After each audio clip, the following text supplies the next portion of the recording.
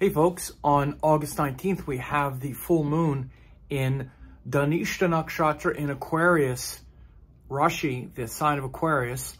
So the sun will be in early Leo and the moon will be opposite in Aquarius, in early Aquarius, Dhanishta Nakshatra. So this opposition brings us in this place where we are emotionally trying to harmonize the personal and individual power of Leo and trying to align with a sort of collective sense of duty and purpose.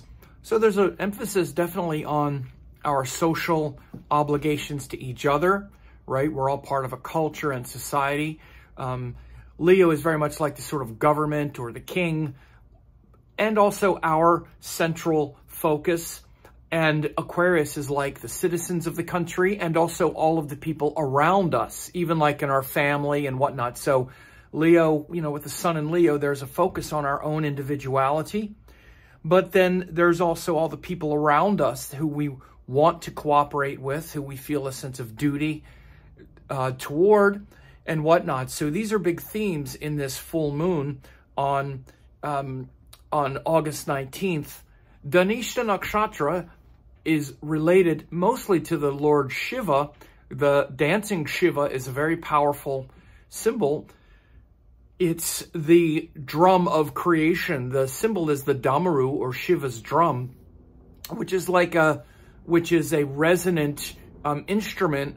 And the dancing Shiva, if you've ever seen that, in one of the hands, Shiva holds this damaru and he's playing it as he's dancing to it as well. So Shiva is both the originator of time. When you see things like drums, they're symbolic also of time, dancing, this heartbeat and this cosmic pulse, which includes like the earth going around the sun and the yugas and time unfolding silently, grinding everything into infinity, physical death and transformation and change, which is the big, lesson of Shiva, is the impermanence of all things.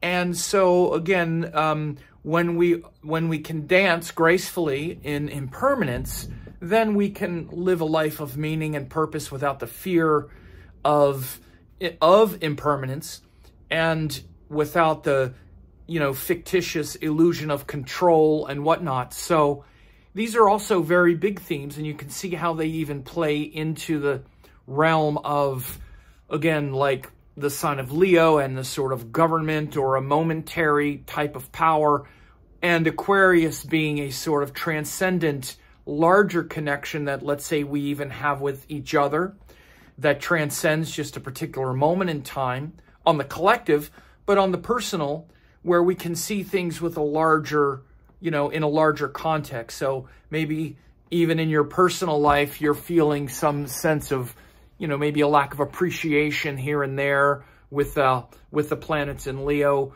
But in a larger context, you can see how it's all part of a larger scheme, right? And you can be more forgiving and have a larger vision relative to, someone's well-being or whatever it might be. So we're not so focused around our own individual power at any moment and losing ourselves in it.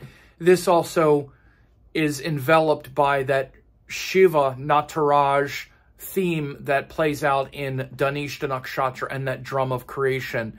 And within that, though, we also have this Mercury retrograde is very close to the sun in Leo. Mercury has now passed the sun and is moving back toward the sign of Cancer, but Mercury retrograde is still close there, and Venus is also in Leo. So themes of communication and also, again, feeling respected and appreciated are also up. There's a lot of planets around 23 degrees of sidereal, Aquarius, Taurus, and Leo. So again, Saturn is at 23 Aquarius retrograde, and then we have Jupiter and Mars are around 23, 24, 25 of Taurus, and Venus is also 23 Leo. So in particular, Venus is aspecting the Saturn exact opposition. So you may be feeling some, you know, constriction around interpersonal relationships, especially maybe even romantic ones lately or whatever, some misunderstandings or whatever, and some, maybe it's a little hard to get back to a feeling of, you know, mutual respect or something. But try to keep in mind the things I just said and see a bigger picture. Everyone who has been a part of your life are not just a part of your life. That's your narcissistic viewpoint. They have their own life, their whole identity, their whole reality. That has nothing to do with you.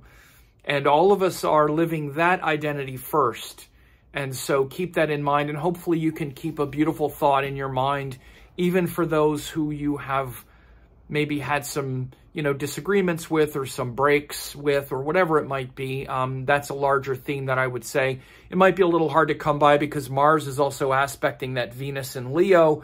We might be kind of fired up a little bit about feeling aggrieved and frustrated or whatever, but try to have more compassion and sensitivity toward a more long-term outcome. You'll feel better about that in the long term because Venus is the part of you that eventually wants to find the beauty in everyone, not just feel appreciated yourself, but find the appreciation in others as well. So these are a few thoughts for the full moon in Aquarius. If you want to see what this means for your sign, you can join my member site at the $9.99 level, and you can see how this will affect your sign because the full moons and new moons impact each of us personally and individually, so you can check that out as well. Thanks for watching. Don't forget to like, comment, share, and subscribe to the channel.